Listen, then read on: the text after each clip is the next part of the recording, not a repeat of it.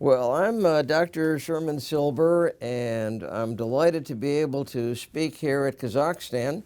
I'm sorry that I wasn't able to come in person because of other issues and problems, but I am honored to be giving this lecture. And the major subject of this lecture is going to be with ovary transplantation. Clinically, how we can preserve the fertility of cancer patients or even of young women who want to delay childbearing till they're older or even to delay menopause till they're 100 years old. But I'm going to go from that clinical application back to the basic science. So the basic science that allowed us to do this is one thing that I want to talk about. And then I'll talk about the clinical application and then how the clinical application gave answers to some of our most puzzling questions like ovarian longevity, how the ovary recruits follicles, why the ovary goes into menopause, what controls this, why aren't women fertile their whole lives. We have the answer to those questions now in basic science based on our clinical experience. So Gosden first published freezing and transplantation of ovarian tissue in the sheep after 40 years of experimentation in rodents. So it's not as though this came out of nowhere in humans. It was 40 years of basic science in animals. I used this discovery, I was the first one to use this discovery for ovary transplantation and tissue freezing in humans. So then with these clinical human results, we uncovered previously obscure basic science, mechanism of primordial follicle recruitment, and the secret to reproductive longevity. This was Gosden's original paper in 1994, which stimulated our work. This is Roger Gosden, who I worked with closely. He's a basic science. And that's me, around the same time, a clinician, experienced the transplantation and infertility and reproductive physiology. So we put our heads together, and we came up with, in the end result, what I'm going to talk about today, ovary freezing, transplantation, and ovarian longevity. See this first video. I think that there's never been any doubt in my mind that I wouldn't be cured of this. Once I found out, I just made up my mind, that's it. You just have to keep taking it one day at a time and just keep that positive attitude and know that I can do this. I'll get through it. It's 8 o'clock in the morning, July 17th, 1997. We're at St. Luke's Hospital, and we're about to do the first case in the St. Louis area of ovarian tissue freezing.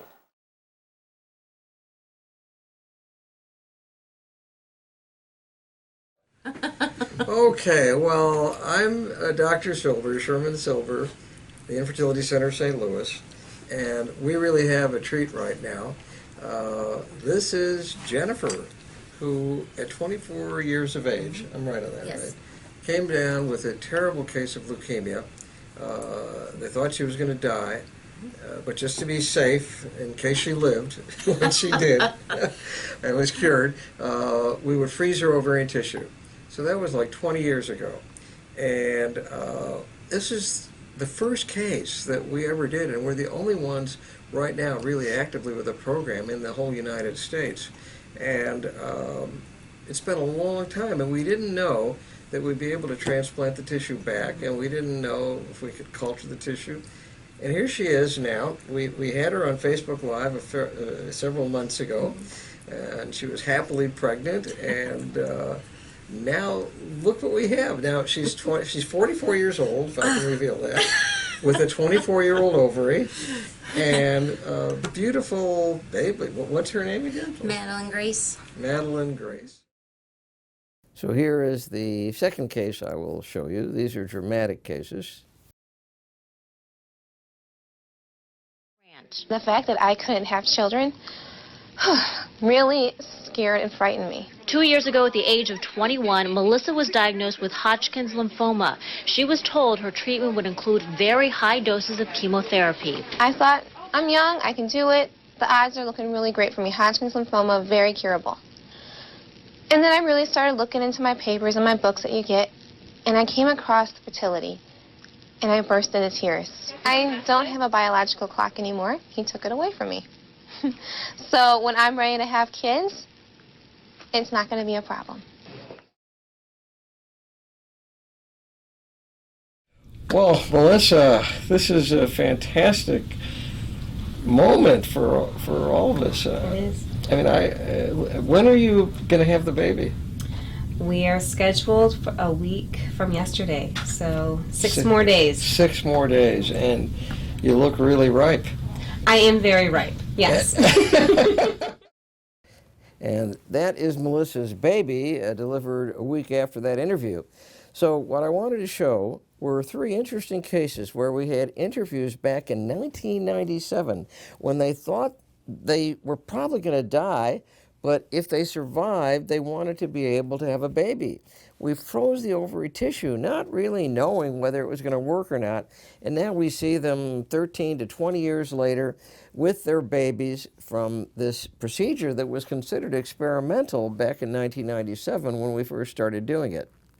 So let's look at what is the overall number of babies in the world born from this procedure that we first started in 1997. Well, if you add our 15 cases from frozen ovaries, we have a total around the world of 183 babies born from this procedure. We began in 1997 when we didn't know if it would ever work or not. So what's the story? How does it happen? Well, it all begins here in the epiblast. This is the early embryo, and this is the stage, those green cells, where the germ cell determination is made. And then those designated germ cells to be travel up to the dorsal ridge, and if they meet the ovary, they become eggs, and if they meet the testes in that fetus at 6 weeks, then they're going to become spermatogonia. So we wanted to figure out, in terms of age, what's the impact of age on the fertility and the quality of those eggs. And this is important for understanding the benefit of oocyte freezing for fertility preservation versus ovary tissue freezing. Well, the intrinsic fertility of the human oocyte very gradually drops from the late teens to the early 30s. But then at around age 35, there is a dramatic fall in infertility, 10% per year, so that by age 40, only about 1% of oocytes are capable of resulting in a baby. So if we can freeze the eggs or freeze the ovary when the woman's in her teens or in her 20s, there'll be no problem with even a 50-year-old woman getting pregnant with a 20-year-old ovary that's been transplanted to her. And this is a graph that shows that original determination from single-cell IVF with natural cycle, and this graphically beautifully in over 14,000 cases shows the gradual deterioration of the fertility of the egg that becomes extreme after the age of 35.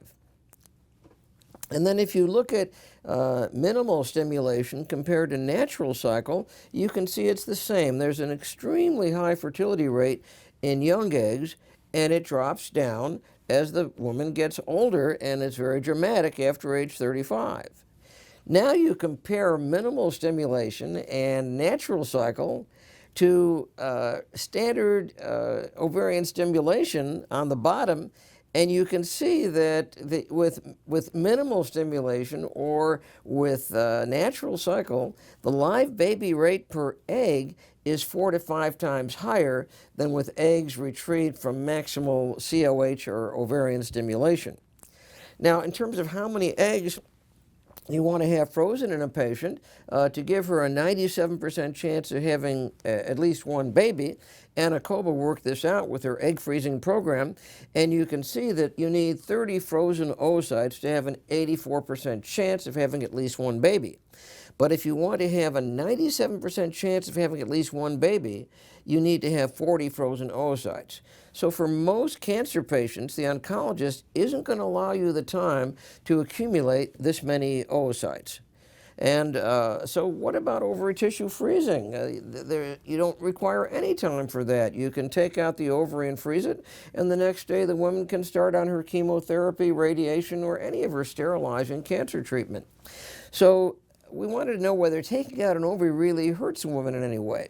So a study in Japanese women with 24,000 women showed that the age of menopause is on average 51, and you can see there's a variation in patients. But the curve begins to go down dramatically at age 51. Now, if you look at the menopause of Japanese women who have had a unilateral oophorectomy, it's not much different. So what that means is that the remaining ovary compensates with a slower rate of primordial follicle recruitment, so that with less ovarian tissue, you have a lower rate of recruitment, and therefore the ovary lasts longer. And this is one of the principles of ovary transplantation and why it's so successful. This is a graph from Wallace showing that the rate of primordial follicle recruitment goes down as the ovarian reserve goes down. So we can have a small piece of ovarian tissue that lasts a very, very long time. We can have a piece of tissue that maybe represents 1/10 of one ovary, so 1/20th of ovarian reserve. And it can last for 8 years. And if it's a young piece of tissue from a 20-year-old, those are going to be 8 years of extremely high fertility, even if it's in a 40-year-old woman after she's been a survivor from her cancer. So worldwide, there have been over 183 documented peer-reviewed live births. There may be more from frozen ovary tissue, but the majority have only been case reports. Nonetheless, based on tabulated series of young patients under 35 years of old when they were frozen, in Brussels, Israel, Denmark, and at our center, live birth rates can vary from 41% to 76%. So it's very high. In our center, it's 76%. Most of these are spontaneous pregnancies. There's no need for IVF, so you don't have to medicalize the infertility treatment. They just get pregnant naturally. Now, these were young women who had ovary cortex frozen prior to their gonadotoxic treatment for cancer, so we're starting with young ovary tissue, so that gives us a big advantage in these cancer patients. But if you start with young tissue, you will have an extremely fertile result with ovary transplantation. So it's not known what the success rate would be for healthy women wanting to just preserve their fertility, but we would estimate that it's all going to be related on the age of the ovary when you removed it and when you froze it. Now, a look at the graph of FSH and AMH tells you a lot about how these ovaries will function. The red line shows the FSH coming down over a course of about 5 months. So we know it takes about 5 months for the primordial follicle, once recruited, to actually reach the ovulatory phase where you see antral follicles and where they can ovulate. So you have no menstruation and no ovulation for 5 months after the transplant. That doesn't mean the ovary isn't working. The ovary is working as soon as it's transplanted, but it takes 5 months to see that result because it takes 5 months for the primordial follicle to reach the stage where it's ready for ovulation. And actually, this wasn't known in the human until we did our first transplant. We discovered this basic science principle simply from our human first transplant, because from basic science in rats and mice, nobody really knew what that number of months is, and now we know it's about 5 months. But notice that as the FSH red line goes down, the blue line of AMH goes way up, way up. And that indicates an over-recruitment of primordial follicles occurred 4.5 months earlier at the time of the transplant. And then it came down to very low levels, but the graph will last for 8 to 10 years despite extremely low AMH levels. So what does that mean? It means several things. 3 different things. One is it takes 4.5 months for a primordial follicle after recruitment to reach the ovulatory phase. Secondly, it means that there is a massive over-recruitment of primordial follicles at the time of the transplant because of release of pressure. Until the pressure increases with healing, the AMH goes way up, and we have actually a loss of eggs just from over-recruitment. And then the third thing we learn is that even with low ovarian reserve, because of that compensatory issue of lower primordial follicle recruitment, these pieces of tissue last an extremely long time. So 4 to 8 months after the FSH returns to normal, the AMH declines again to very low levels, but nonetheless, ovary grafts remain functional for 5 years or longer despite very low AMH levels. So what's the disadvantage of egg freezing for cancer compared to ovary tissue freezing? Well, cancer patients have very little time that their oncologist will allow them to work on preserving their fertility. They certainly need more than one oocyte retrieval, and many will have already undergone initial chemotherapy, and so they have no developing follicles that would respond to ovarian stimulation. So every leukemia patient will have been on initial chemo to try to get her in remission because they're so sick, and that will kill off secondary follicles, but it won't kill the primordial follicles yet. So ovary freezing of a woman that's menopausal from her initial chemotherapy for leukemia will still work. If you just transplant it, those primordial follicles are still alive, and you should then freeze the tissue when she's in remission, because she's most likely going to have a recurrence and then need a bone marrow transplant or much more severe chemotherapy. And meanwhile, you'll be sure there's no leukemic cells in that tissue that you froze, and you'll have viable primordial follicles. So the only way to deal with a leukemia patient, because of the risk of cells going to the cortex, the only way is to take the ovary out after they're in remission, their first remission, and egg freezing just isn't going to work for leukemia patients. Sorry? Okay, so many leukemia patients will have already undergone this initial chemotherapy. However, many primordial follicles will have survived this initial chemotherapy and can be preserved with ovary tissue freezing. So in general, we think ovary tissue freezing is the best approach for cancer patients and really the only viable approach for leukemia patients, which may go contrary to what you might have thought. But if you understand what I'm mentioning, most leukemia patients will only come to you after their secondary follicles have been destroyed, and you have to rely on primordial follicles, so your only option is for ovary tissue freezing. Now, what about cost? So for healthy women just waiting to put off childbearing, oocyte freezing may seem easier, but it's going to cost, in America at least, 3 cycles, which could be $50,000, and they can't afford that.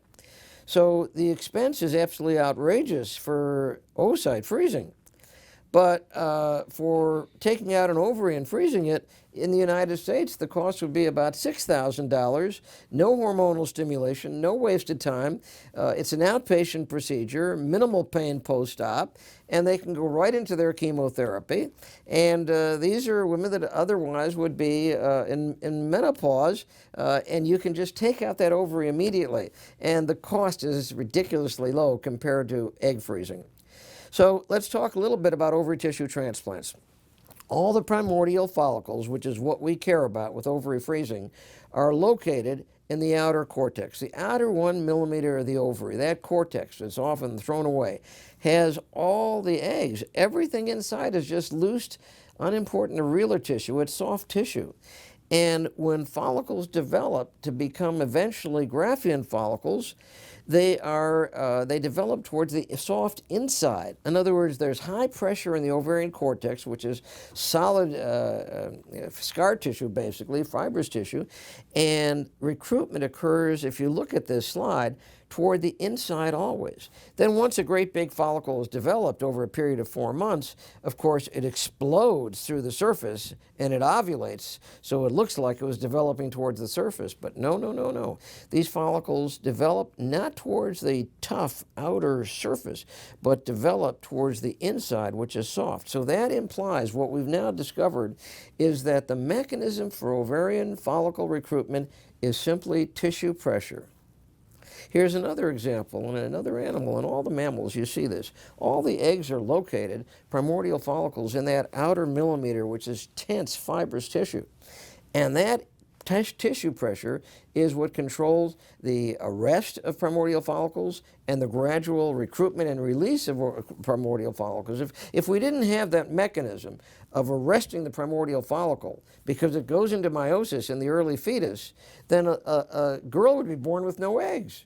She needs to have that arrest of her developing follicles in the cortex and the gradual recruitment and release over the course of life, running out of eggs usually at age 51, or otherwise she just wouldn't have any eggs. She'd be without eggs if she didn't have that controlling mechanism. And that's been a mystery up till now. But we've proved with our clinical studies that that mystery is solved. It's all pressure.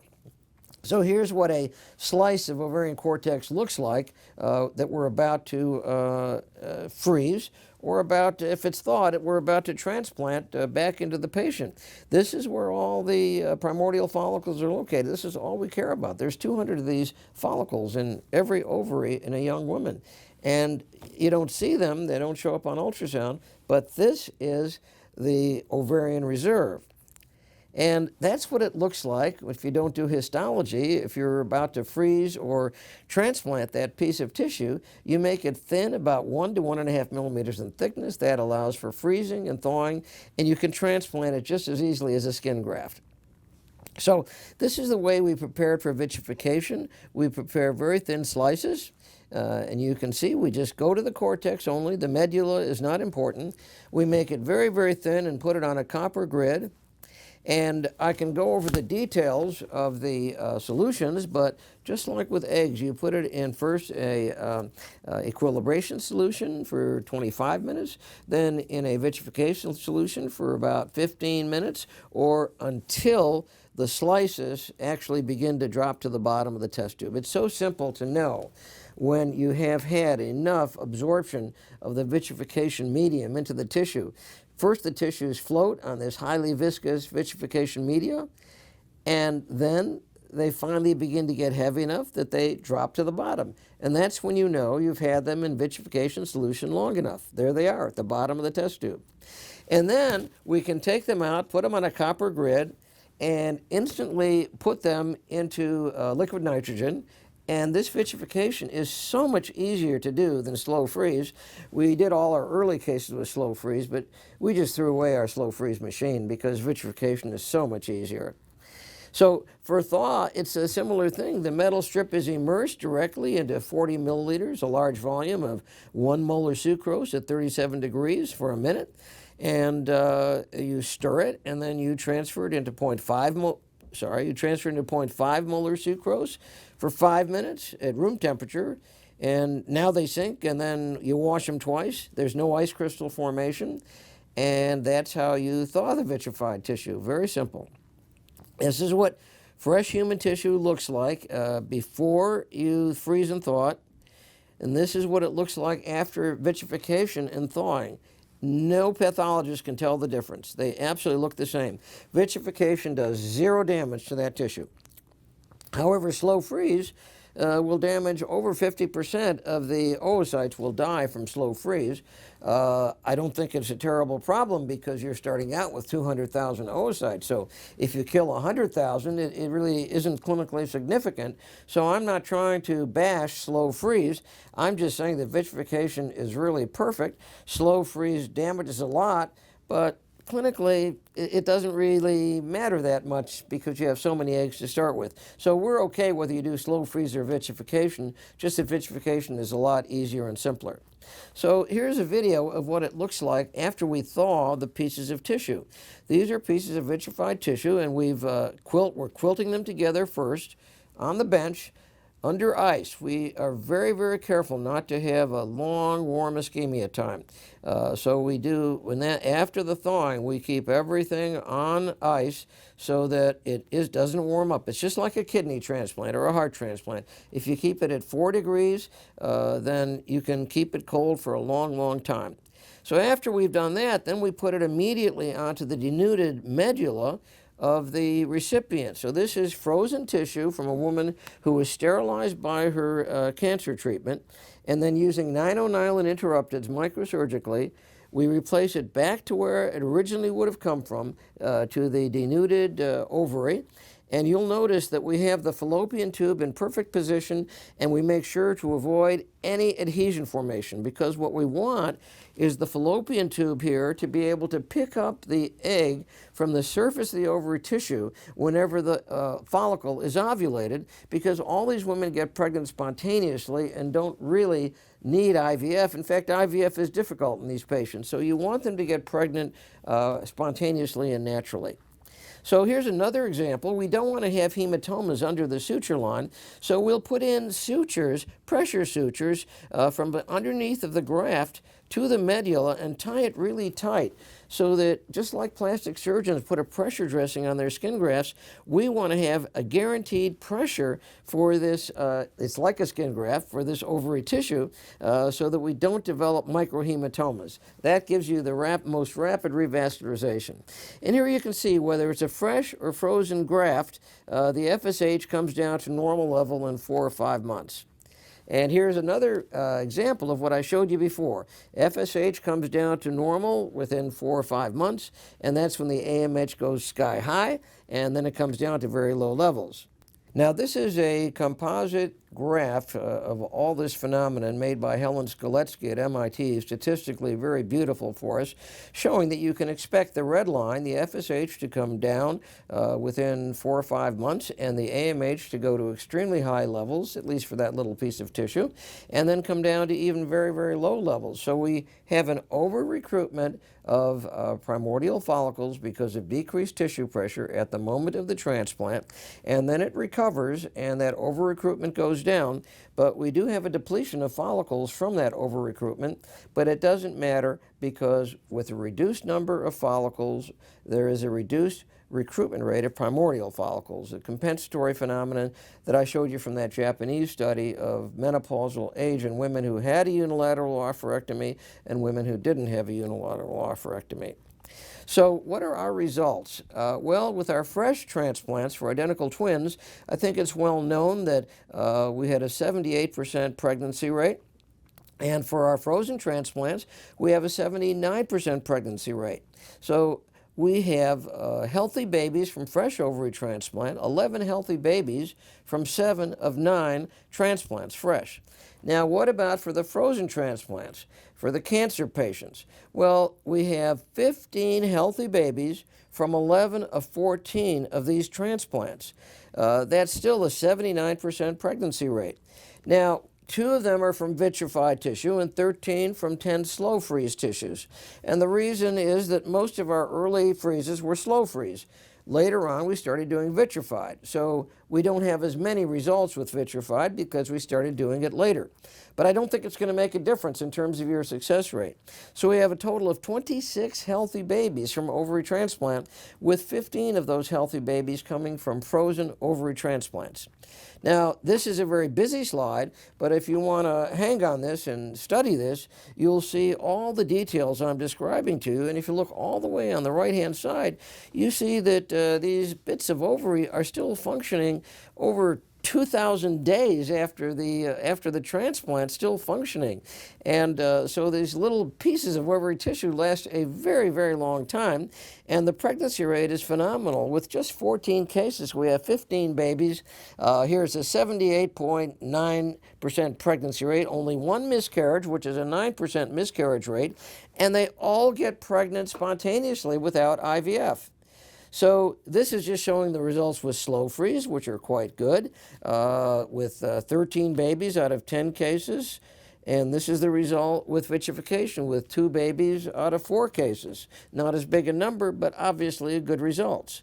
Now, what about leukemia? Everybody seems to think that leukemia cases are impossible. Well, we've had no recurrence of leukemia in any of these 3 patients, and we have 5 healthy babies from women with leukemia from 3 cases, and this one lady already has 4 babies from leukemia from her transplant, from 1 transplant, and she still has more tissue in the freezer. So leukemia can be very successful, contrary to popular misconception. So the benefit of ovary tissue freeze for cancer patients is less time to wait before cancer treatment, no problem if chemotherapy has already begun, 1/10 the cost, less troublesome than going through ovarian hyperstimulation. And also, we haven't mentioned this, you get return of hormonal function as well as fertility from the eggs. Now, this is what happens if a leukemia patient has had some chemotherapy already. You can see an area of scar tissue where some primordial follicles are lost, and certainly you can see all the secondary follicles are lost. But the primordial follicles, we have many primordial follicles surviving. So with patients that have already had chemotherapy, egg freezing absolutely is impossible, but ovarian tissue freezing is very successful. There you can see when this patient comes back, there's hardly any primordial follicles left. And I'm going to go into this issue of primordial follicles that are locked when there's such a low number and will not develop or ovulate. But then we transplant tissue back that has many follicles, and she has a baby. So ovary freeze is just one simple, brief procedure. It works as well if the patient has already undergone some chemotherapy. Perfect for leukemia, and it restores endocrine function as well. So I want to show you how long these things can last. This lady has 3 babies from one transplant, and her last baby was born when her ovary was 46 years old, or when she was 46 years old, and the ovary was much younger. This is a cancer patient with 4 babies, and the ovary was frozen when she was 17 years old, before she had her treatment of Hodgkin's, and she had 2 bone marrow transplant, and there she is now with 4 babies from that one ovary transplant. Here's our first leukemia patient in 1997 who we dared to take out her ovary and freeze it when people said, well, this will never work. And then years later, at age 41, she met the man she loved and got married, and we transplanted her 24-year-old ovary, and there's her baby. Spontaneous pregnancy, no recurrence of leukemia. There they are together on the video that you saw earlier in this lecture. Now, here's the first leukemia patient that we did after her. Her tissue was frozen 15 years earlier. You can see she's short because she was a kid when she had her treatment for leukemia. And she now has 4 babies from the transplanted tissue, and she still has more tissue in the freezer. Her first baby, and there's her husband with the first baby, second baby, third baby. And I don't have yet a picture of her 4th baby on here, but I'll get that on here a little bit. Now, this is an example of a healthy woman who's very good looking, 35-year-old, who's a very busy dermatologist, and she wants to freeze her biologic clock so she can have babies later, but she's not ready to get married and have babies until she's going to be in her 40s, because she sees at least 40 patients a day in her very busy dermatology practice. She doesn't have time for ovary stimulation. She just wanted to get her ovary frozen on Friday, go back to work on Monday, and that's what she did. And she's going to be able to have children because she has a perfectly good ovary frozen at age 35, so it doesn't have to be limited to cancer patients. Here's another case, a cancer patient at 35. Now, she's not ready to have children anyway. She doesn't want to have children for the next 5 years. But what if she didn't have cancer? We still should be freezing her ovary because she's going to be losing most of her fertility between age 35 and age 40. So even if she didn't have cancer, we should freeze her ovary. It's not always for cancer. This is a woman who's a neurologist, knows everything about multiple sclerosis, which she came down with, and she knows the absolute cure for multiple sclerosis is a bone marrow transplant to reboot your immune system. So she flew from London to St. Louis. We froze her ovary tissue. She went to Chicago, to Northwestern, to have her bone marrow transplant. She's cured of her leukemia. She came back to St. Louis a year later. We transplanted her tissue back, and there's a happy, healthy baby and a woman that would have been sterile, and she's cured of her multiple sclerosis. Now, how does all this work, and why don't we have cancer cells in that ovarian cortex? Well, the ovarian cortex is the same as the tunica albuginea of the testis. This is a Tessa case deriving sperm from a man's testis, and you can see that that is the toughest fibrous tissue in the body, and it's no different than ovarian cortex embryologically. So what controls the recruitment of follicles in adults from the resting phase is a gradual release from this fibrous cortex, just like in the fetus. If you look at non-microscopically, their stromal density gradient in the ovarian cortex is quite dramatic. It's the most densest stroma is on the outside, towards the epithelial surface, and as we go more inside, it becomes less dense, and at the very inside near the medulla is really less dense. So this gradient of pressure is what controls the gradual recruitment of follicles, which begins from the inside of the ovarian cortex, and eventually all that's left is the outside of the ovarian cortex, because the follicles that are in the area of least pressure are the ones that are recruited to develop. It's all a pressure gradient. And we have some other proof of that. We first theorized that and wrote that up in a paper that was voted as the best paper in RBM Online several years ago, the best paper of the year. But here's a study from 2017 showing AMH levels by trimester. And you can see as a woman gets pregnant, her AMH level begins to go down in the second trimester, because as her intra-abdominal pressure increases, she has less primordial follicle recruitment, and so you have less antral follicles, and the AMH goes down. And then it's really down in the third trimester, and finally, postpartum, after she delivers, the AMH level comes back to her prior level. And so AMH is reduced during pregnancy. The ovary basically goes to sleep because of increased intra-abdominal pressure. Anti-Müllerian hormone declines during pregnancy in mid and third trimester, but increases to pre-pregnancy levels following delivery. So suppression of primordial follicle recruitment during pregnancy preserves ovarian reserve by increased abdominal pressure. So women who have gotten pregnant turn off their ovary and turn off their decline in AMH for the period of time that they are pregnant, which means if they've had 10 or 15 babies, these recurrent grand mole tips will have a much later menopause. They'll retain their fertility for many more years because of the fact that they've been pregnant so often. Here is the normal decline median in AMH over the course of years that Teramoto figured out from Japan over many, many years. But then if you put in the time that she's pregnant, you can see that that normal decline in AMH doesn't go down.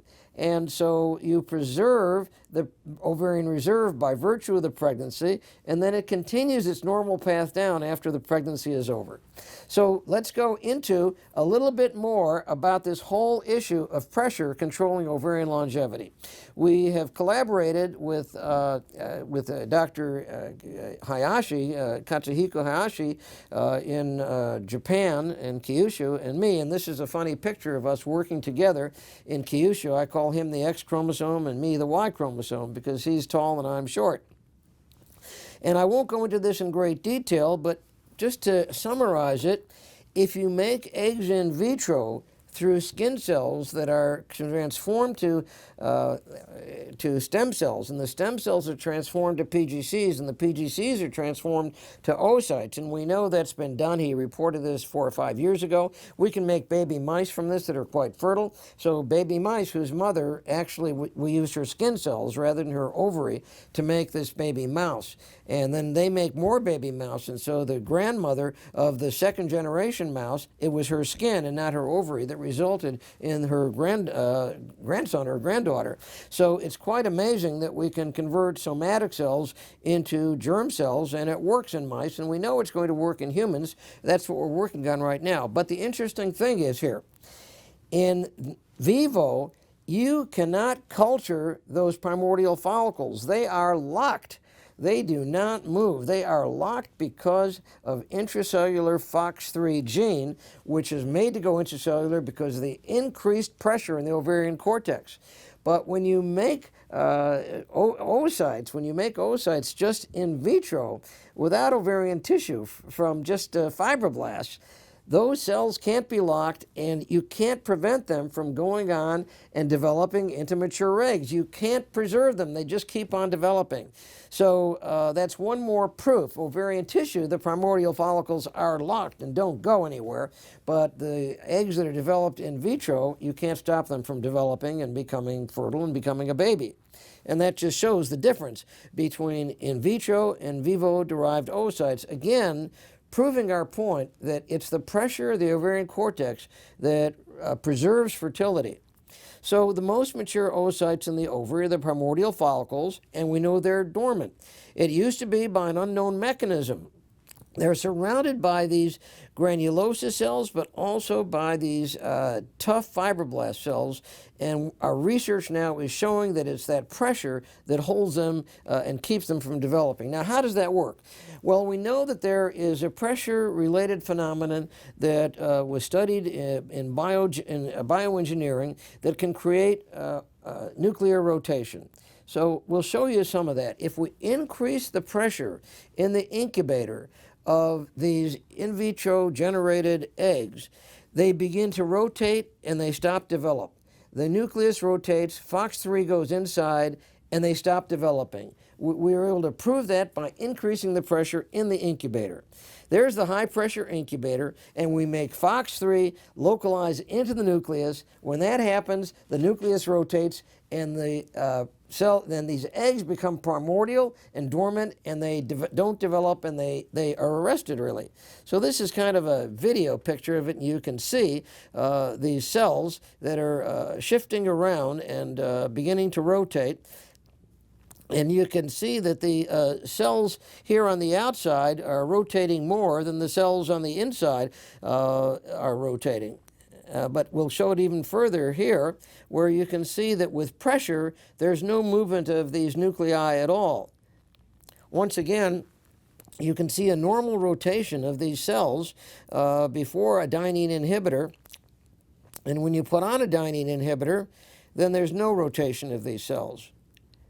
And so this work was done in collaboration with Hayashi and his team in Kyushu, and we're working primarily now in humans to make oocytes actually from skin cells, just the way we do it in mice, but also a great interest of ours is the primordial follicle, and what is it that we can do to prolong the longevity of the ovary. So what is it that locks and unlocks the primordial follicle? Tissue pressure. So thank you. This is Sherman Silber. I'm very excited to have been able to give this talk, and I apologize for not coming to Kazakhstan. I wanted to come here very much. I view Kazakhstan as probably the place where the Kuzari was written, and it has great Jewish significance to me as a Jew.